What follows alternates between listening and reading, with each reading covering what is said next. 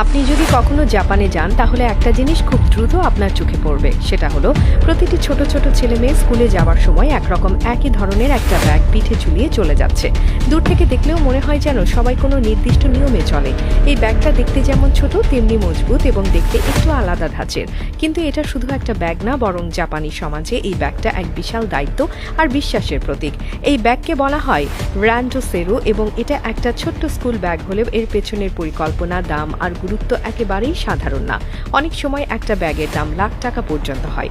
আপনি ভাবতেই পারেন, একটা ছোট শিশুর জন্য স্কুল ব্যাগের দাম লাখ টাকা হওয়া কি আদৌ সম্ভব? আসলে বিষয়টা শুধু দাম নয়, বরং এর গঠন আর উদ্দেশ্যই এই ব্যাগকে অসাধারণ করে তোলে। এই ব্যাগ বানানো হয় এমন শক্ত ম্যাটেরিয়াল দিয়ে যেটা শুধু বই বহন করার জন্য নয়, বরং বিপদের সময় শিশুর জীবন বাঁচাতেও সহায়ক হয়। জাপানে ভূমিকম্প ও সুনামির মতো প্রাকৃতিক দুর্যোগ অনেক সাধারণ ঘটনা, আর এসব দুর্যোগের সময় এই ব্যাগ এক ধরনের সুরক্ষা দেয়াল হিসেবে কাজ করে। ভূমিকম্প হলে শিশুরা অনেক সময় এই ব্যাগটা মাথার উপর রেখে শুয়ে পড়ে বা আশ্রয় নেয়, যেন কোনো কিছু তাদের মাথায় পড়লেও ব্যাগটা আগেই প্রতিরোধ করতে পারে। এমনকি কিছু ব্যাগ এমনভাবে তৈরি করা হয় যাতে পানিতে ভেসে থাকতে পারে। সুনামির সময় যখন স্কুলের নিচতলায় পানি ঢুকে যায়, তখন শিশুরা এই ব্যাগের কারণে ডুবে যায় না, বরং পানির উপরে ভেসে থাকে। এই ব্যাগ শুধু 1 বছরের জন্য কেনা হয় না, এটা শিশুদের পুরো প্রাথমিক স্কুল জীবন মানে 6 বছরের জন্য একবারই কেনা হয়। তাই এই ব্যাগ তৈরি হয় অনেক টেকসই করে।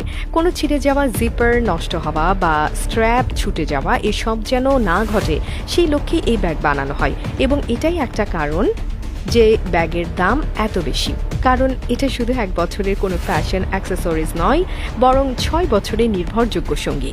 জাপানে অনেক স্কুলে আবার এই ব্যাগ বাধ্যতামূলক করা হয় যেন শিশুরা সবাই একই রকম দায়িত্বশীলতা ও শৃঙ্খলার চর্চা করতে শেখে।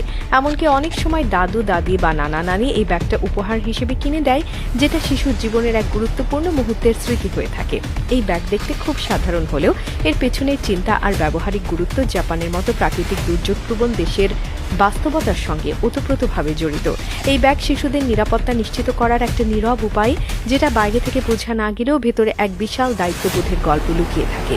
সুতরাং এখন যদি আপনি কোনো জাপানি শিশুকে রাস্তায় স্কুল ব্যাগ নিয়ে যেতে দেখেন, তাহলে শুধু ভাববেন না যে ওটা কিউট দেখাচ্ছে, ভাববেন ওর পিঠে ঝুলছে 6 বছরের সঙ্গী আর ওর জীবন বাঁচানোর মতো একটা ছোট্ট শক্ত ঢাল।